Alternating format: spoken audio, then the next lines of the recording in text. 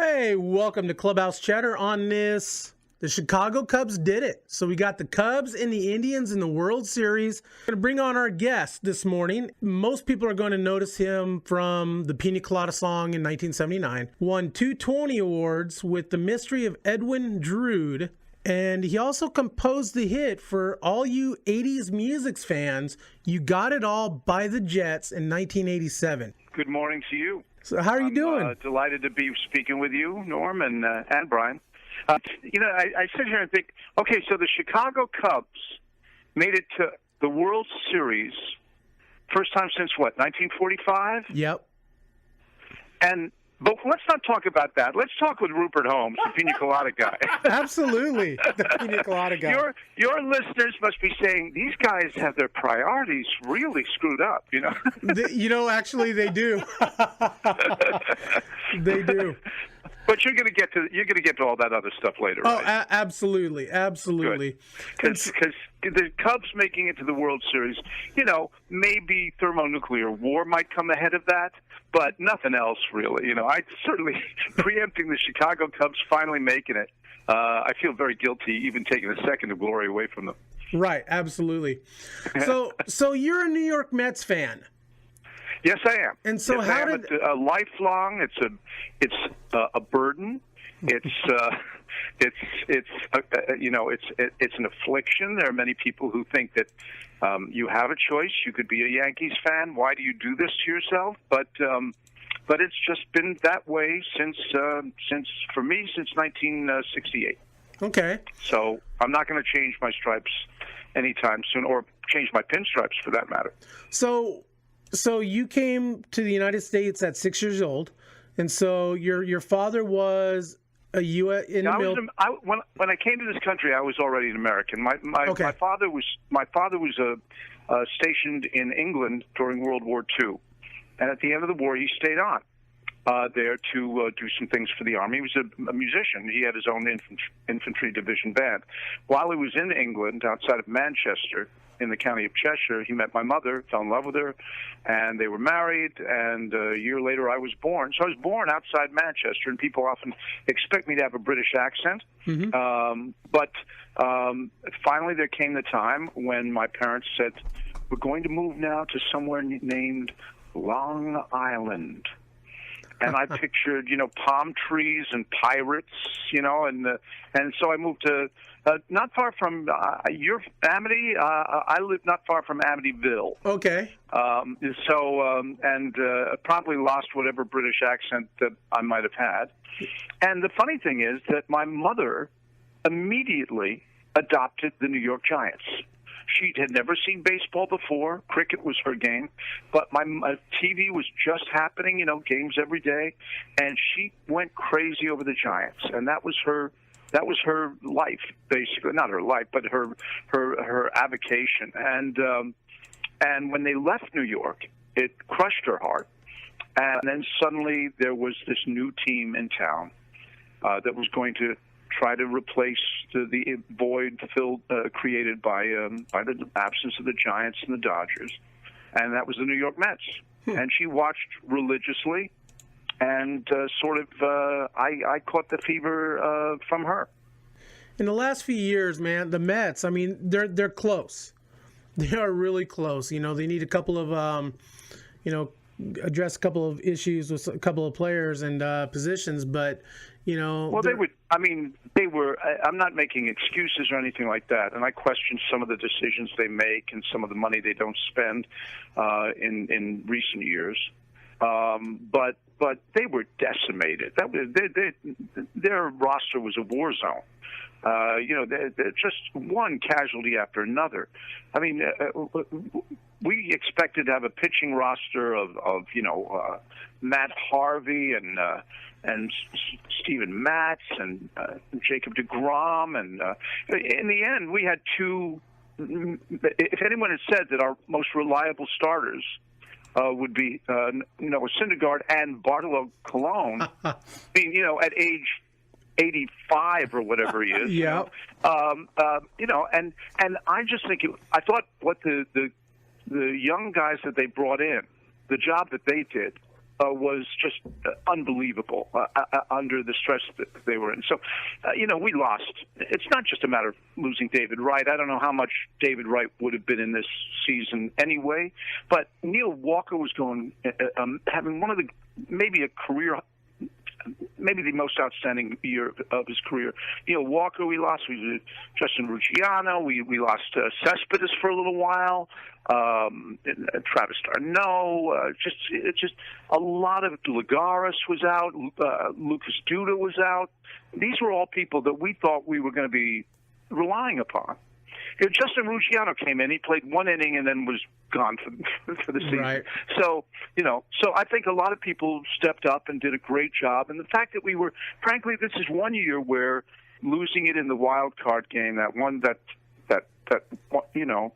one chance you have, when we lost to the pitcher that we lost to, I thought it was just amazing that they kept us in the hunt right through to one day after the season. Oh, ended. Absolutely.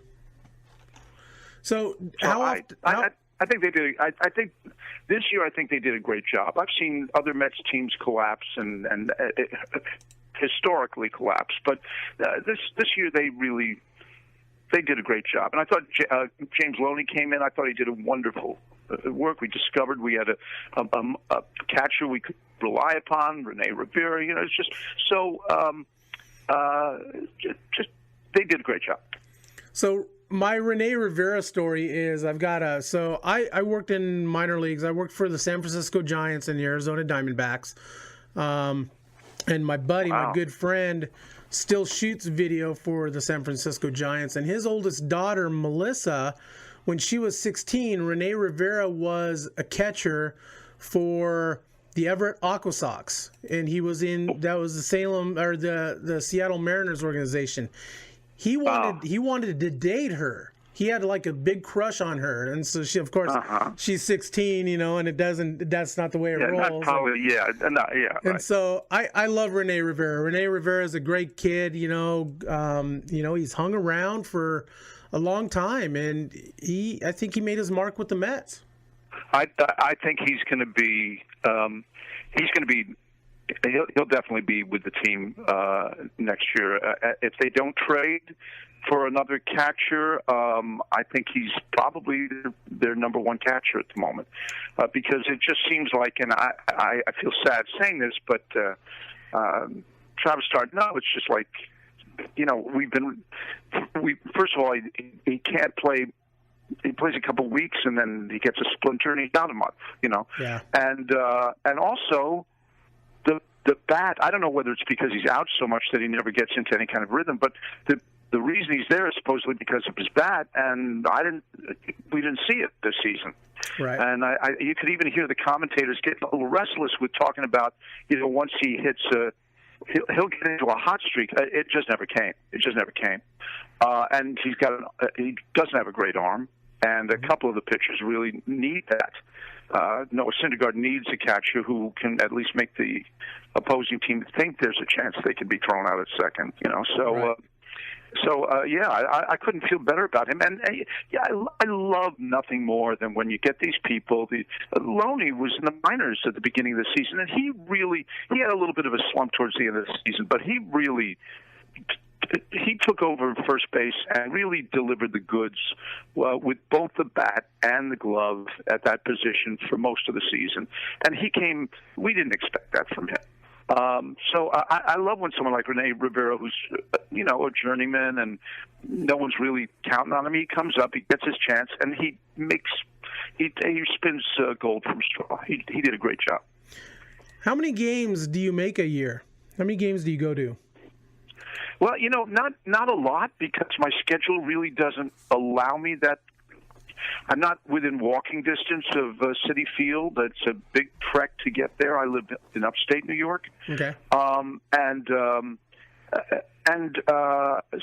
if I can see 2 or 3 a year now, I wish I could. There was a time in my life when I was living in New York where I would just get on a subway and general admission, and I love the experience. I love just being there. It's a great feeling. There's nothing like there's not many things in life that are as cool when you're young as to walk walk into a ballpark and you go down a corridor with the stands up flanking you on either side, and then suddenly you see, as if it's a cinemascope spectacular, the field in front of you. Just, the greatest experience I ever had in terms of being at the game was I got to sing the Star Spangled Banner at fireworks night. Back when the Pina Colada song was a hit, I got to step out to the mound, and it was fireworks night, so it was like 58,000 people, and I sang the Star Spangled Banner, and two things that I remember about that.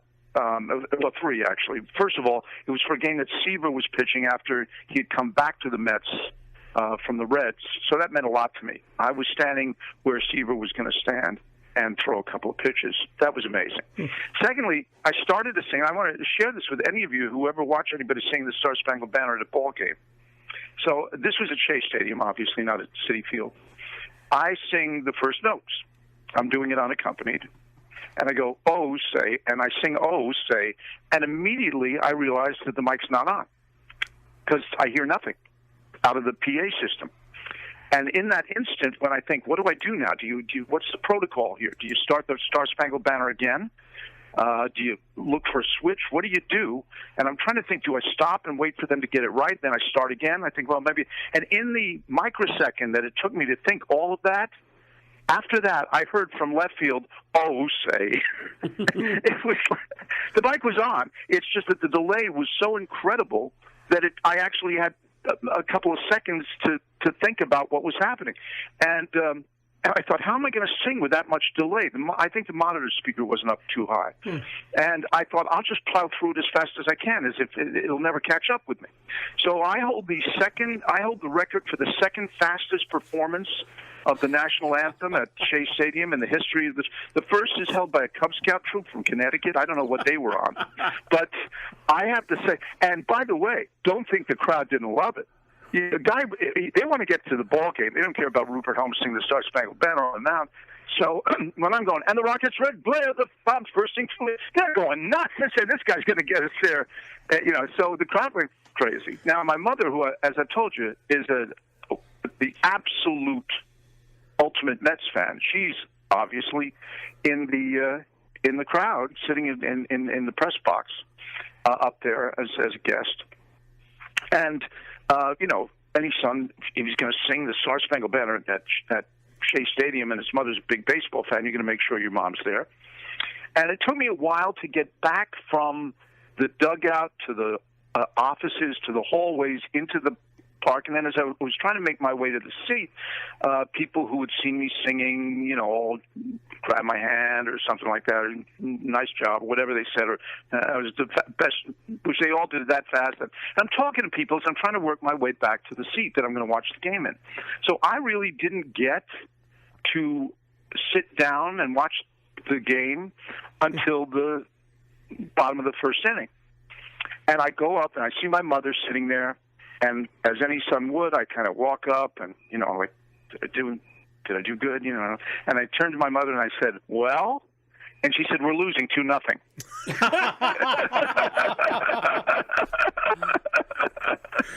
Yeah, that was her. She had her priorities set just right. So behind the scenes during the national anthem, when the teams are lined up on the foul lines, so here's a little tidbit. The coaching staff, so manager, pitching coach, hitting coach, your trainer, your strength and conditioning coach, sometimes your clubhouse manager, there's a little game we play. And so the pitching or the hitting coach will have a stopwatch, and the manager gets to pick his time first. And it just goes down the line of how long the national anthem plays for. It's the trainer's job to remember all this because there's a winner, and the winner gets his beer bought for him after the game by who was the furthest away time-wise. And so, with the teams that I've been with, that has been the ongoing practice. And so I could totally understand, the fans getting into as this game is going by. And, there'd be a couple of us that would be cheering you on because, man, we're going to win. And so Yeah, someone had I never knew that, by the way. That's fascinating. So there's something at stake for the team itself, even in the national anthem, right? Absolutely. Usually, yeah. Yep. That's great. So your mom is a Mets fan, and how about your dad? Was he a baseball? I mean, was he into baseball at all? No, the world is divided into two types of people: people who realize that baseball is given to us by God, and it's more important than anything on earth. And then there are people who are wrong.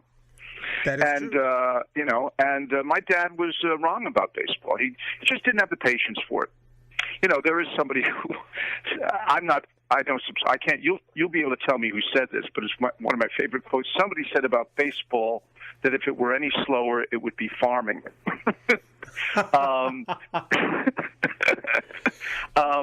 I love the pace of the game.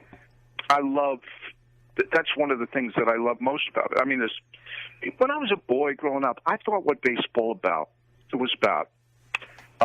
was that every player stepped up to the plate and tried to hit a home run. And if he hit a triple, he fell one short. If he hit a double, two short. I thought that's what the game was. And it wasn't until I sort of re-educated myself in the late 60s through the Miracle Mets that who were, by the way, they were not a team that relied on the home run to win. They relied on somebody gets hit by a pitch, Bud Harrelson steals second, someone hits a pop to right field that gets into third, and then there's a wild pitch, and that's how they score. That's their aggressive offense. And it was then that I learned that it's, to me, as fascinating a game as has ever been created, because absolutely every pitch has a context and is a completely different pitch than the one that preceded it. I just love that. My father couldn't. He just didn't. He loved football, and I love football too. And I was, there was that incredible year. It was 1969, and you had the Mets, you had the Jets, and the Knicks. It was just, and poor Baltimore. They thought, what happened to us? But I love that about the game. I love that there's no clock. I love that there's no clock. Right. It means so much. I love that unless you're at home and you're in the lead, your team is going to get 27 at bats, and no one's going to. And it doesn't matter if you're losing 15-0, you're still going to get those at bats. There's nothing. You are guaranteed that by law. It's a zoning regulation, and the only time you get any less than 27 is if you've won the game and you don't have to bat in the ninth. Right. I love that. I love that. I love that it's 3 balls and 2 strikes. If it was 3 balls and 3 strikes, or that's the full count is 3 balls. Sorry, I started out my math. I love, in other words, I love 4 balls, 3 strikes. I love the distance from home to first base. The fact that it seems like no matter how much happens, there is just enough time to get the runner out unless he does something remarkable or the ball's been hit just in the right place. I love the fact that it's and one day I thought of the fact that in a way, and maybe you'll counter-argue this with more expertise, but in a way, it's a game of one-on-one. It's just that who the one-on-one is keeps changing from moment to moment. Absolutely. And it's never, there's no front line. There's no front 4 colliding with the batter at the same moment. It's always one person against saying, here's what I can do with what that one person can do to me. Let's see what I can do to you, and let's see what that fielder can make of what I did to him, and let's see now what the person he's throwing it to can make of that. And it's really, I also love the fact that it's a game you can actually enjoy in almost a different way on radio. Because to hear a hockey game on radio is like anarchy, and it's going all over the place. Everyone's moving. You can't describe, you can't visualize what's happening on the radio, generally speaking. But baseball is geometric. It's logical. The diamond has the same now as it was 100 years ago. You can put, if someone says someone says on first and on second, he's taking a lead off third. He's shaded to the field is shaded to the left. You can see all that. It's neat and it's just timeless. So that's one of the many. So much about the game that I love. I agree with you on the one-on-one, and that's one of the big reasons why I love the game is, number one, it's a team sport, but, people are always telling me, oh, baseball's too boring. I'm like, well, you don't see, then you're not seeing what I'm seeing. You're not seeing the pitcher versus the batter, the manager versus the manager. Yeah. You're not seeing the second and third baseman and shortstop working together to shade to the perfect position to where the hitter's going to hit the ball. You don't see all of this. Yeah. To me, it has the complexity of chess, and chess played by, most of the time, by grandmasters. Oh, absolutely. And, I can never understand that people don't grasp that, and they don't understand the difference between a batter in a certain situation having a 3-1 count, and what it means to the pitcher if it's a 3-2 count, and what it means, just little things like that. Just the way the weight, just the way that who's got the edge in any at bat can change instantly. The pitch has been doing great for 5 innings, and now there's a leadoff batter, and he throws 3 balls in a row. The whole game is it's as if the whole election could be overturned any moment.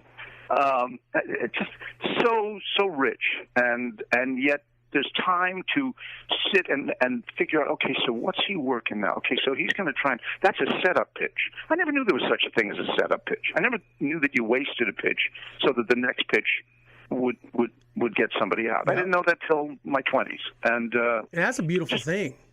Yeah, it is. I love that stuff. You mentioned Tom Seaver a little while ago. Who, growing up and even now, who were your favorite players? Well, I was very Seaver is sort of like, he's one of the greats. Oh, absolutely. And you don't need me to be saying that. Everyone agrees. It's like saying Shakespeare's a good writer. I was always fond in the Miracle Mets of 1969. My hero secretly was Ron Swoboda, because Ron Swoboda was kind of like he. First of all, he had a great sense of humor about himself. He once said, "Nobody ever said there's anything wrong with being mediocre." Right. And, he sort of accepted. He had a wonderful philosophy in 69. He said, when he hit some really key clutch home runs, he said, if I had been hitting home runs in the years gone by, I wouldn't be hitting all these home runs now. As if everyone is given a certain number of home runs, and he was wise not to use them up in previous years, and now he was cashing them in.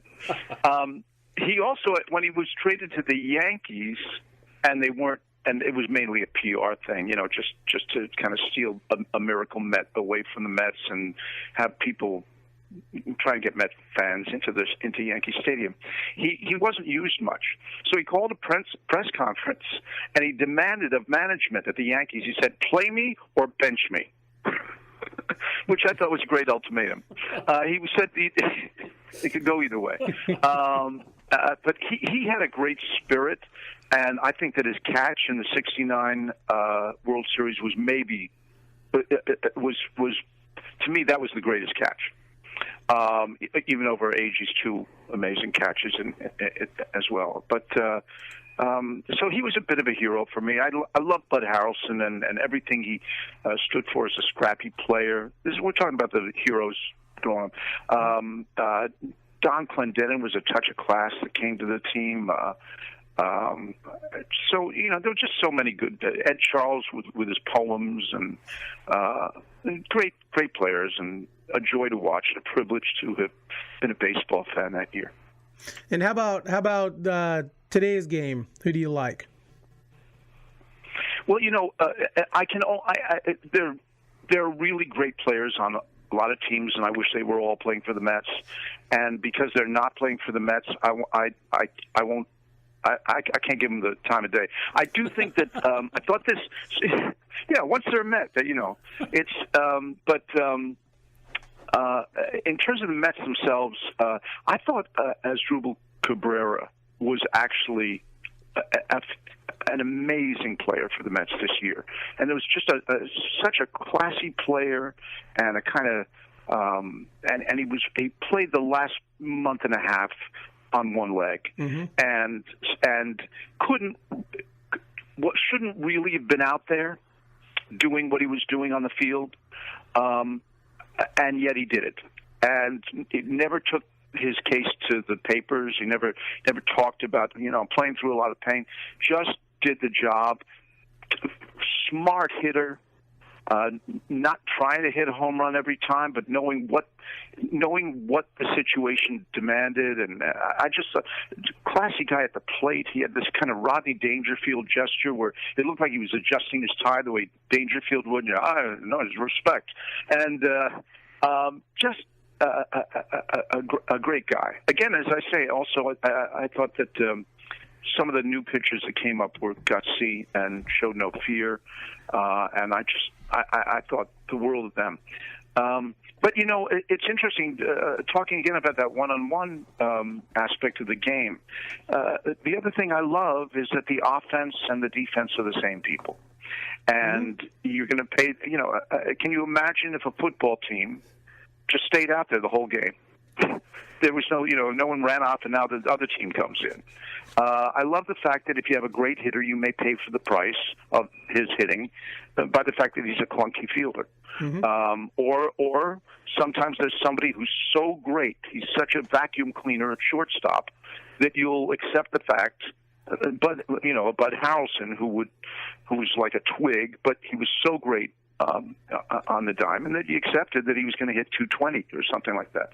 And that, again, is a beautiful and human aspect of the game, in that you're going to see whatever flaws your player has, they're going to come out over the course of the season.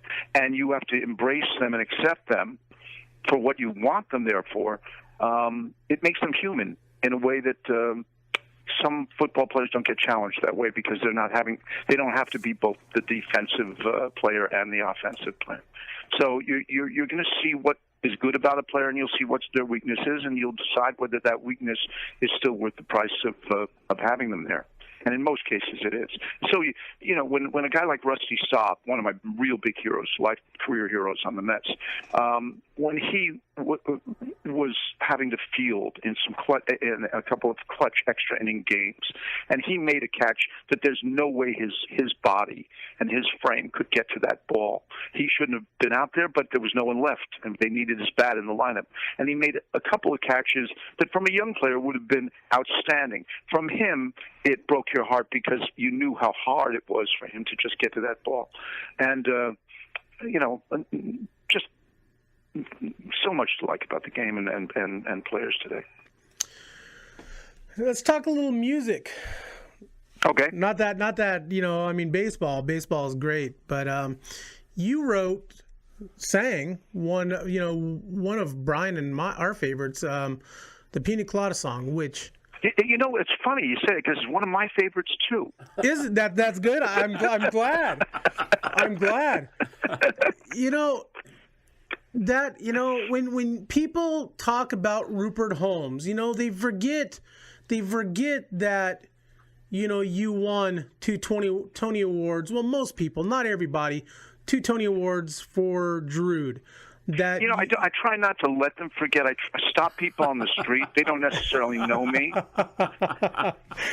And I say, look, just in case, you may have forgotten, I've had 8 Broadway shows. I've won 2 Tony Awards. And, you can cross the street now. It's okay. Go ahead. But does it bug you that when people think of Rupert Holmes, they think of just one song, the Pina Colada song?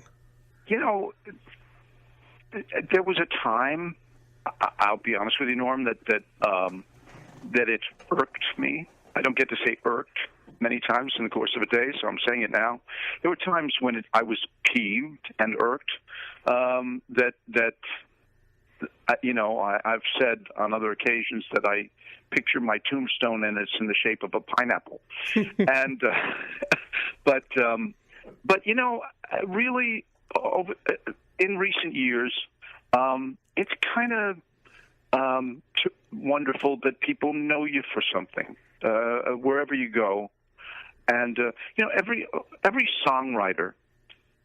One dream that you may have as a songwriter is that you'll write a song that no matter where you go in the world, people, if you mention that song, people will know it. And it's very hard for me to find anyone. I never thought that almost, whatever it is, how many years is it now? It's we're coming on 40 years. 40 years, coming on 40 years. Yeah. If anyone had ever told me that 40 years after I had a number one record, that most everybody would still know it. I would have said, because kids know it. And I keep saying, you weren't born when this song was a hit. Well, how on earth do you know it? It's kind of a very, it's a wonderful thing to have in one's life. And for me to be resentful that everybody knows that song, and maybe that's all they know about what I've done. To be resentful of their knowledge of that song, the fact that so many people have made it kind of enjoy it or smile when they hear it, or think it's a goofy song, but it cheers them up, or whatever they think. That's how can I be ungrateful for that? It's only what every songwriter dreams of. Right. I sort of embrace it now and enjoy that, and it's amazing how many movies it crops up in. It was in Guardians of the Galaxy. It was a big feature, and that's a whole generation of kids now that now think of that song as that song from the Guardians of the Galaxy. It was in Nice Guys this year. It was in Wanted with Angelina Jolie. She picked the song herself to have in the movie, and how many guys get to be chosen by Angelina Jolie? Absolutely right. Yeah. So, not Brad Pitt, apparently. So, but I didn't mean to say that. It's not a standard line. So yeah, I'm completely at one with that, and it's kind of interesting because it was the last number one record of 1979. It was also a number one record in 1980. And so the song is now associated with two different decades. Most people think of it as a 70s song. Right. And it did sort of end. It was the finale. It was the last dance of the 70s. But it also sort of helped launch the 80s as well. So, it kind of a unique position to be in. I've had a number one record for 2 decades without interruption.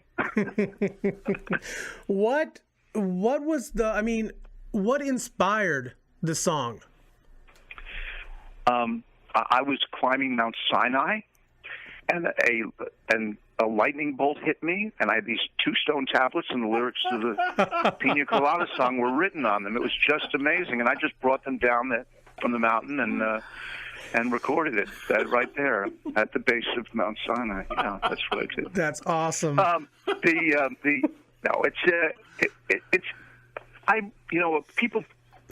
Another misunderstanding about my career is that some people think that was my first record or something.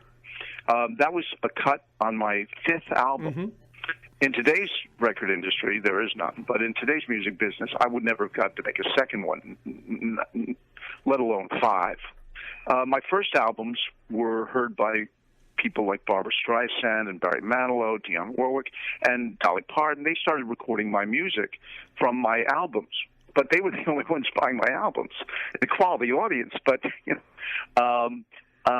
and I was writing a song for my 5th album, and it was the day before the last day that was allocated for recording the vocals, and I had a track that I had recorded. But I wasn't happy with the lyric. And so the night before, I had to record that song. I needed another up-tempo song to fill out the album. I tried to come up with a completely new lyric for the existing tune. And I saw the Village Voice, a newspaper, that very popular news, still is around, New York newspaper, which had a lot of personal columns on the back page and the back pages. And I looked at it, and I saw all these ads placed by people looking to meet someone. and they all described themselves glowingly. And I thought to myself, if they're so wonderful, if they're as wonderful as they say they are in the ad, how come they have to place an ad? Why would they do that? And I thought, okay, don't be cynical now. Maybe they're kind of liking the idea of meeting someone with whom they have no connection, not through a third party, just through the adventure of it all. They're looking for an escape from the ordinary. And so I started to write this lyric. And I followed it logically. I thought, what would happen to me if I ever answered one of these ads? And the logical outcome of it occurred to me. And I wrote the lyric that night. But the lyric went, if you like Humphrey Bogart and Getting Caught in the Rain. And on the way to the studio, I read the lyric I'd written to a cab driver. And I said, what do you think of that? And he said, I like that. So he gave me his approval.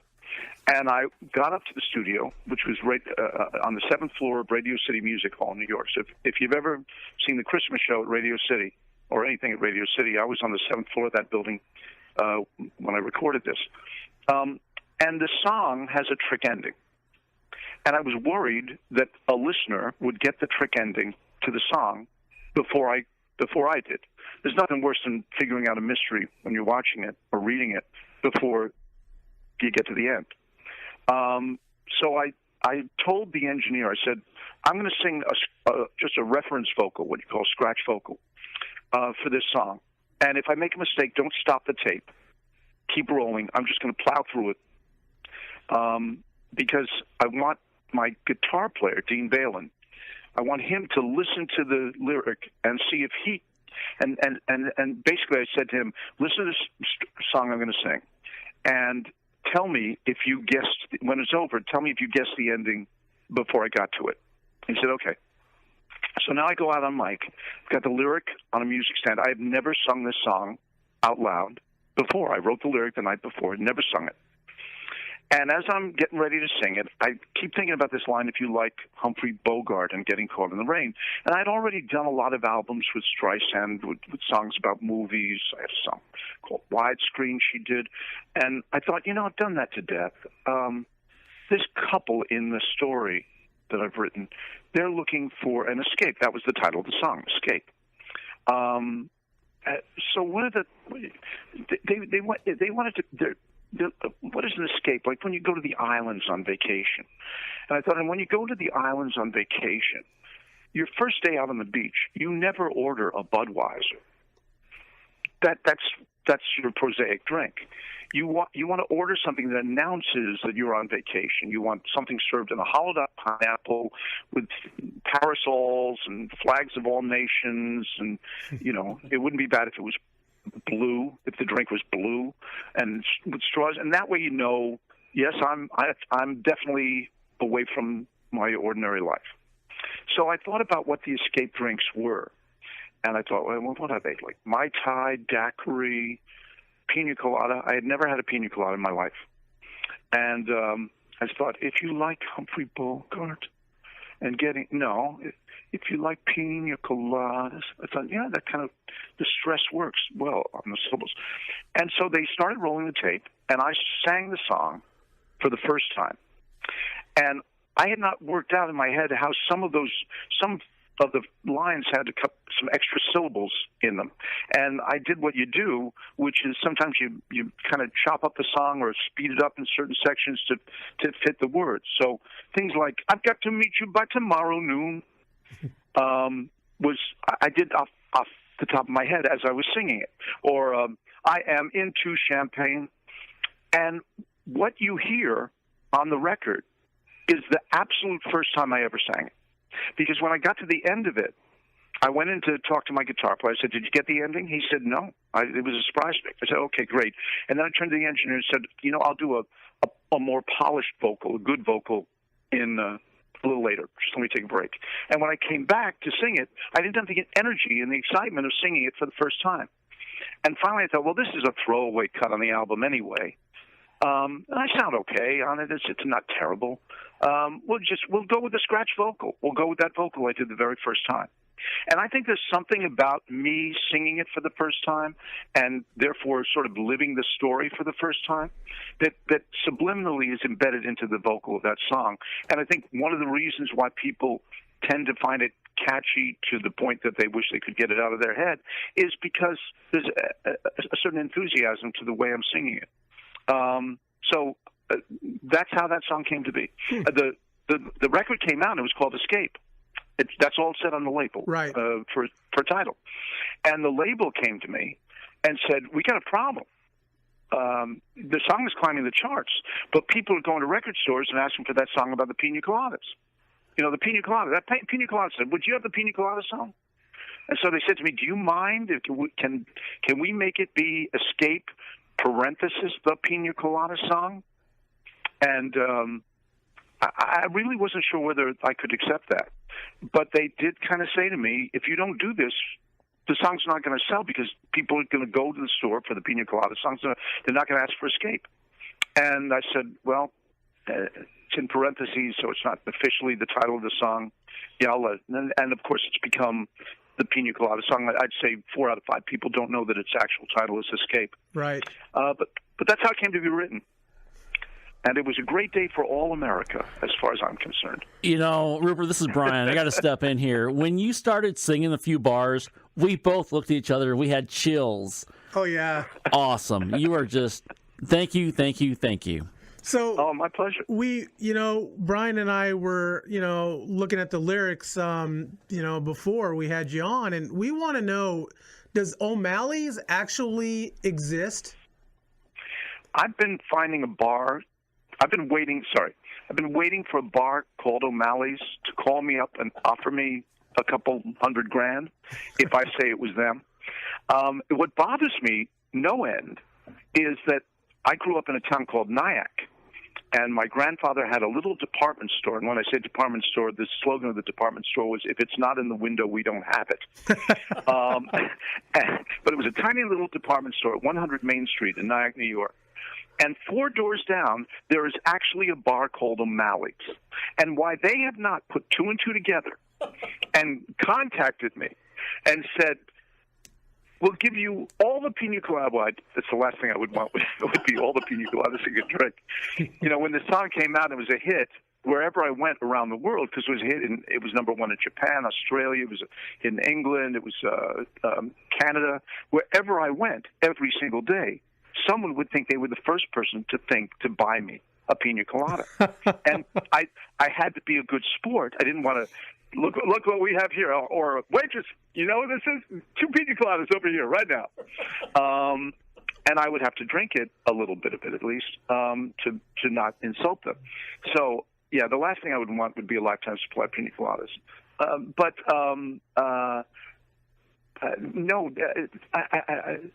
the truth is, I said a bar called O'Malley's because I think everyone has their own picture of what a bar called O'Malley's is. And I was still, Escape was a hit just before MTV came into being. And in those, it was still part of the era where if the magic of radio is that the listener makes people look the way he wants them to look. Superman flew much more believably on the radio than he did in the early days of television.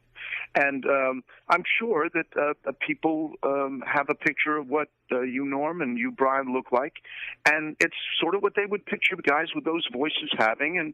And maybe they sculpt you a little differently in their mind. And if they saw a photo, they'd say, well, that's what they look like. Gee, I didn't think they looked like that. That's one of the beautiful things about radio is you're creatively involved. So when I said a bar called O'Malley's, I just figured that that's everybody in the world listening can picture in their own mind what their unique bar called O'Malley's looks like. There was no such bar. The story didn't actually take place. It's the number one question I'm asked, Norm, is by people years and years and years now, was that a true story? And I know they want me to say yes. And I say, it's true. Some things that are not factual are more true than, So What a literate and articulate answer I just gave. No, there is no bar called O'Malley's until someone comes along, as I say, and makes me a really good offer. Or I might just open up a franchise, chain of O'Malley's like Jimmy Buffett has Margaritavilles. Never thought about that till now. Maybe I've been looking at it the wrong way. Brian's eyes just lit up. So, need an investor? Let me know. Well, that's because he's been drinking Pina Coladas throughout this entire interview.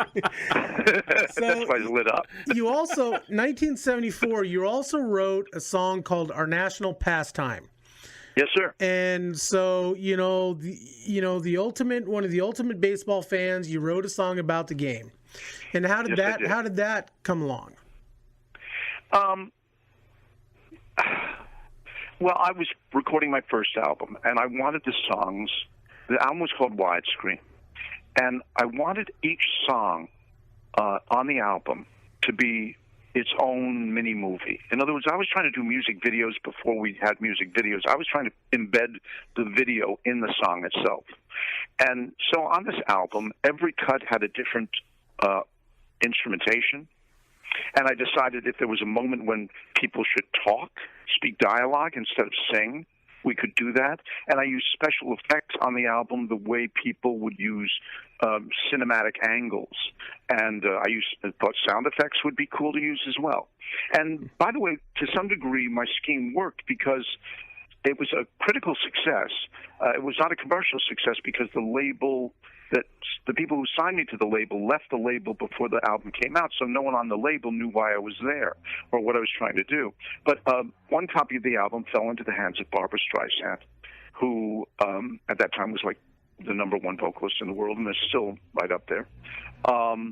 And she called me and asked me to come to L.A., and she said she wanted to record some of the songs on the album. She noticed that I did all my own arrangements and orchestrations, and so I should orchestrate and conduct her sessions, and we did an entire album called Lazy Afternoon, and then I wrote some of the songs in the movie A Star Is Born, and she's continued to record my work, and I've arranged for her over the years. But so that plan of making each cut its own little movie sort of worked. And I wanted to say something about baseball, but I tried to think about how I could connect baseball and music. And I realized that there were two songs that are always welded to baseball. And one is Take Me Out to the Ball Game. Yep. And the other is our national anthem. So I thought you sing our national anthem, baseball is our national pastime. And I thought, well, another one of our national pastimes, especially in the 70s, is this is in the days of the singles bar scene, is trying to meet someone and maybe hook up with them. So that idea of combining those two ideas, I thought, well, what if a guy is at a Mets baseball game, Seaver is pitching, and there's a girl standing next to him, and we all have to stand and sing the national anthem, maybe he tries to seduce her to the tune of the national anthem. Kind of sacrilegious, and there was a lot of hate mail that I got at that time. But it was all meant in good fun. And I thought, and maybe in the middle of the song, we can see what kind of conversation they would have together if he got her to go back to his apartment with him. And so a wonderful actress, Alice Playton, and I got to do some dialogue right in the middle of the song, and there's some at the very end of it, too. So this was my kind of 3-minute version of the national anthem being sung for seductive purposes by a kind of shallow guy at a Mets baseball game. Interesting. Yeah. Interesting. God, there was a question I was going to ask you. I can't remember what it was. Brian, you got anything real quick? It's been great to hear the stories behind it, because we talk about the baseball and the singing. And Rupert, where do you come up with all these ideas? And you do all these other things. Where do you find the time? It's just, I live in a what-if world. I watch people, and I talk to people, and I once wrote a song that concluded, and I stand in total awe at the simplest things that people say and do. I think true adventure lies in the ins and outs of those like me and you. I just find what people do and how they feel to be fascinating, and I often will just take some little exchange in a conversation that I'll overhear and project that into either a lyric or a short story or a novel or a Broadway show. It's wonderful that people actually go to see things that I've written, because what they're doing on their own is probably equally interesting or more so. I've never been on a long car ride with anybody who didn't have a story to tell me that was worth making into a novel or a movie. So it's just listening to people and projecting what might happen if they ever got their wish, what they most fear.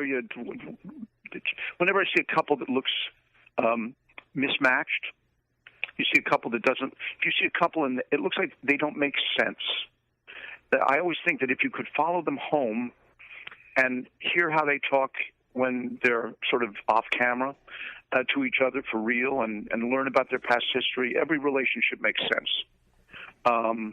So just watching the world around me, basically, and then seeing if there's a way that my thoughts about that can be translated into a song or a scenario.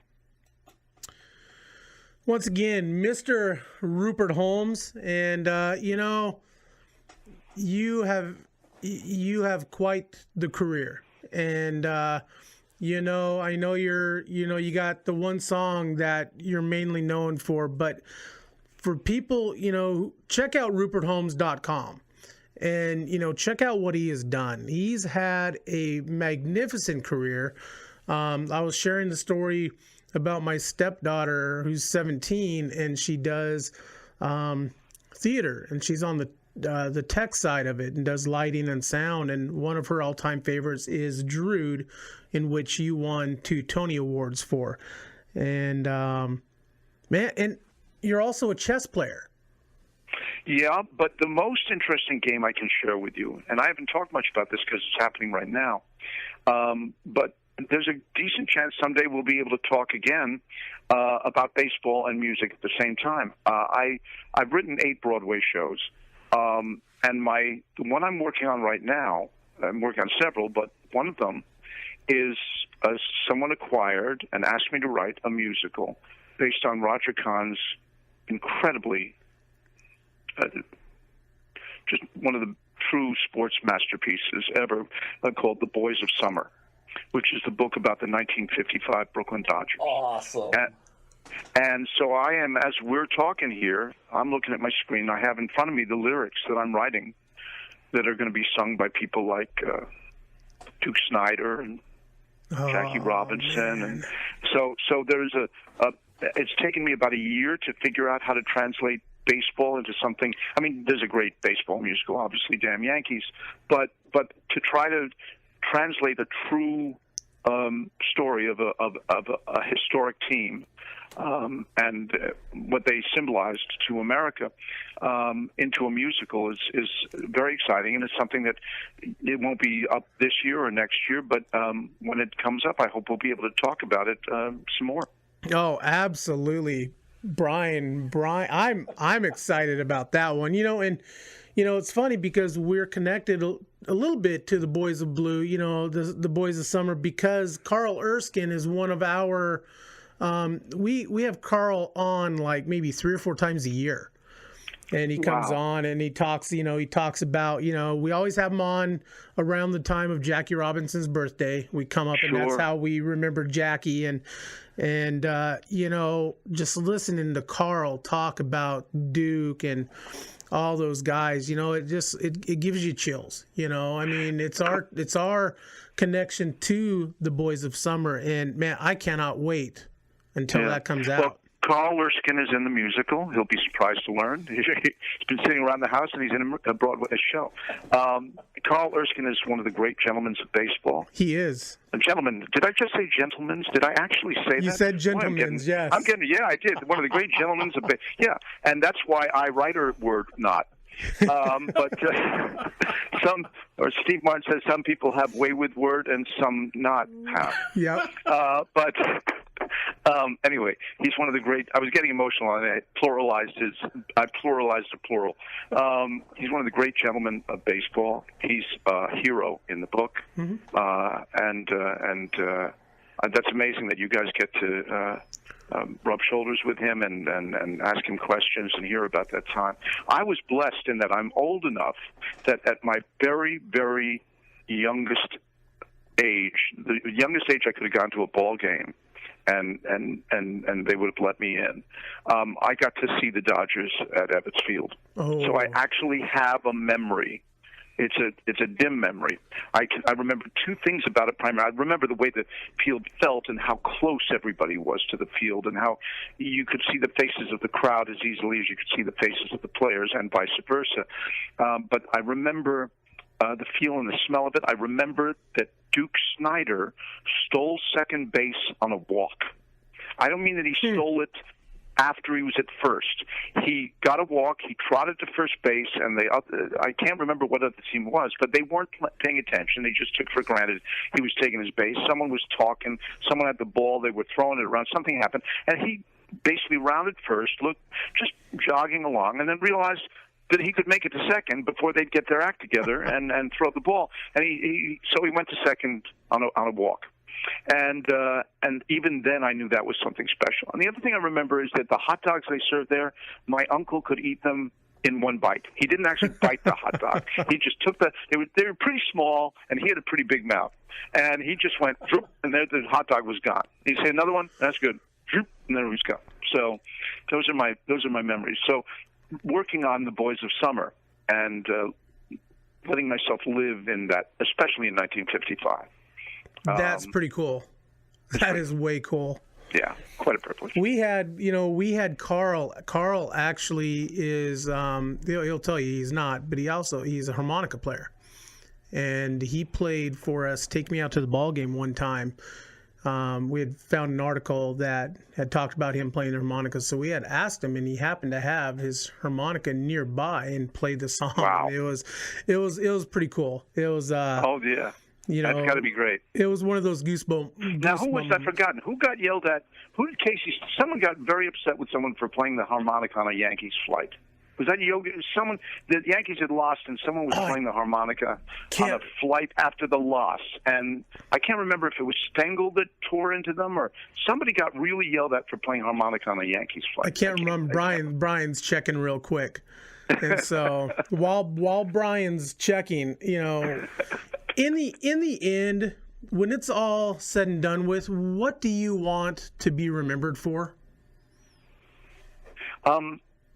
I'd like to be remembered as the man who brought peace to the world and ended world famine. I'm at the moment I'm falling a little short on that. Right, that's a tall order. What I think is,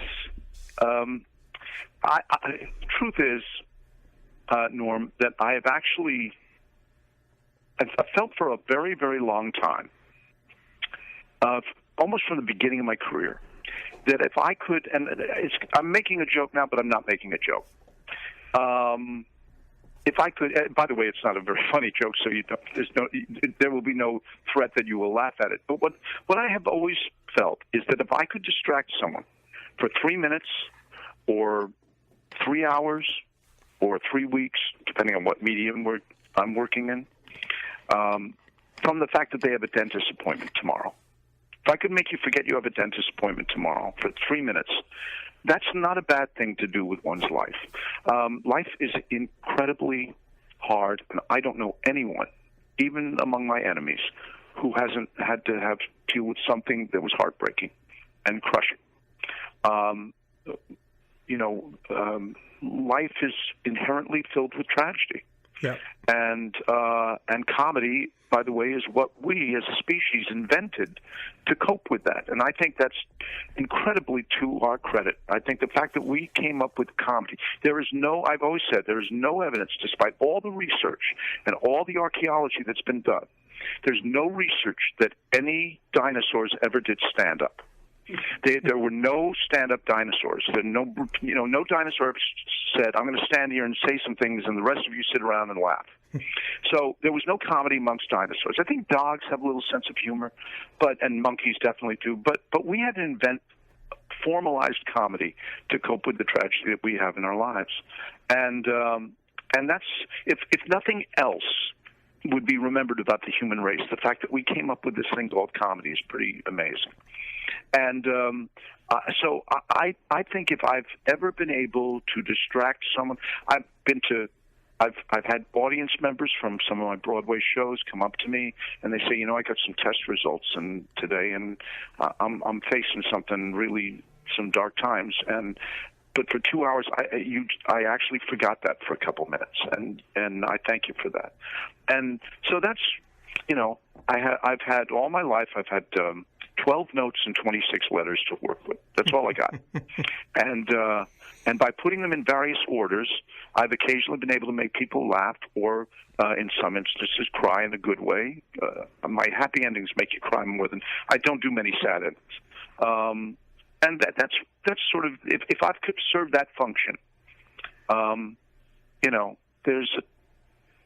then that would be a great deal to do with my life. And hopefully I've done a little bit of that along the way. That's how I'm remembered. Someday they won't even remember Shakespeare, so I don't worry about, when they talk about that day that the sun's going to blow up everything. Luckily, it's not going to happen for a couple more hours. So, yeah. But yeah, I don't think of it in that terms. I think about it's tough. The world is tough. There are a lot of good things that happen, but it's really generally tough. And all we really have ultimately is what we can do for other people. That's the good. The good that we can do is how can we make somebody else's day a little better, even if it means complimenting somebody on something that no one else has noticed. That's a good thing, and that's. I'm just trying to do a version of that. Very nice. Once again, Mr. Rupert Holmes. Rupert, man, we had a great time, and I hope you did too. Time too. And I don't get to talk this much about baseball. I'll tell you, this may be the most extensive conversation I've ever had about the game that I love. And let's do it again. Thank you guys for doing what you do to let people inside the clubhouse and give them something to talk about and think about when the game isn't being played. Oh, absolutely. We're beginning our baseball withdrawal now. We're all going to, cold turkey here, and we rely on things like Clubhouse chatter to keep us sane during those ridiculous months when someone thought it would be a good idea not to have baseball.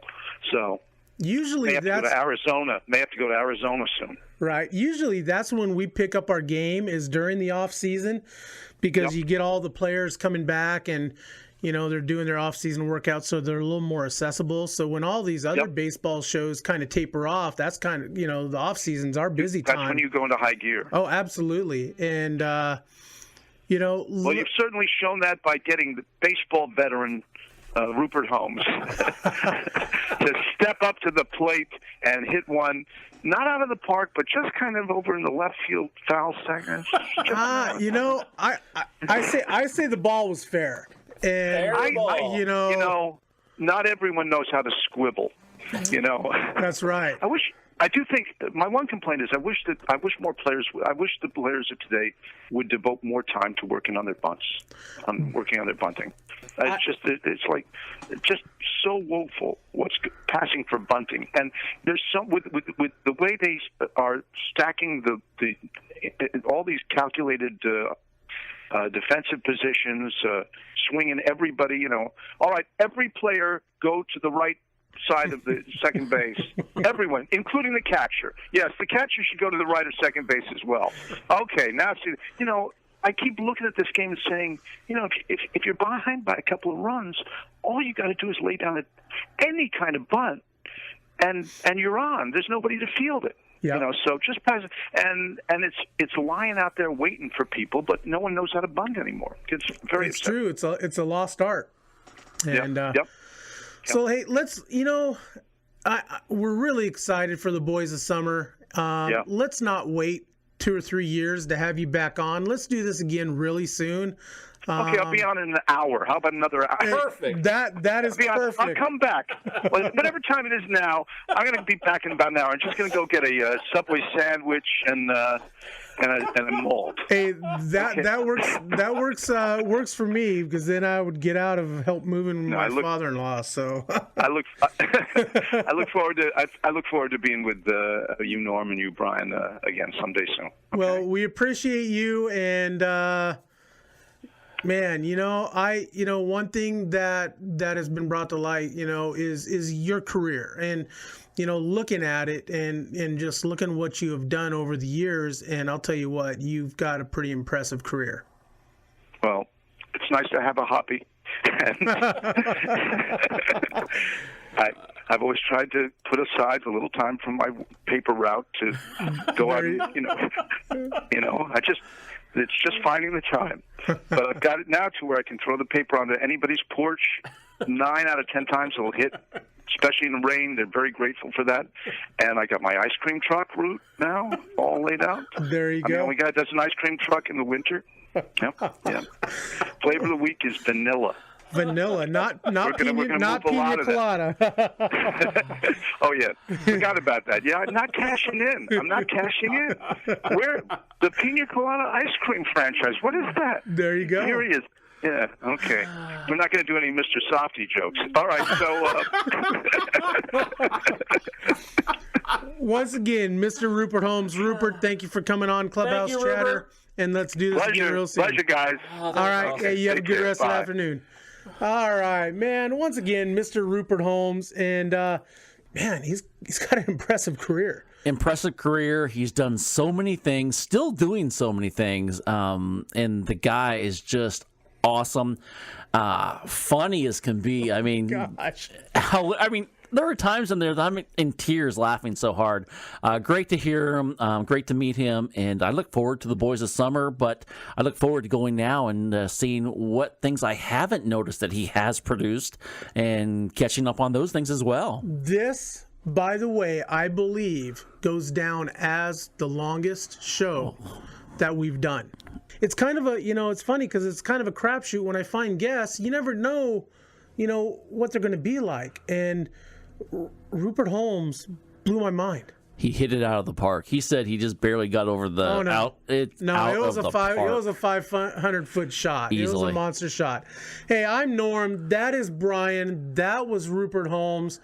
We're going to put it up and publish it here a little bit later. You're not going to want to miss it. And I've just got chills just by talking about him and the Boys of Summer. Man, I am really stoked. Should be great. Should be fun. Looking forward to it. And I can't believe it's 3 years away. I know. Oh, well, I know. forget. I don't even want to think about it. So we are sponsored by baseballisms.com. If you like the shirt or the Jackie Robinson hat that I am wearing today, baseballisms.com. We are also sponsored by baseballdudes.com. Chris Gazelle up there in Vancouver, Washington. To be the best, you must train like the best. Base by Pros. Mitch Canham, who was voted the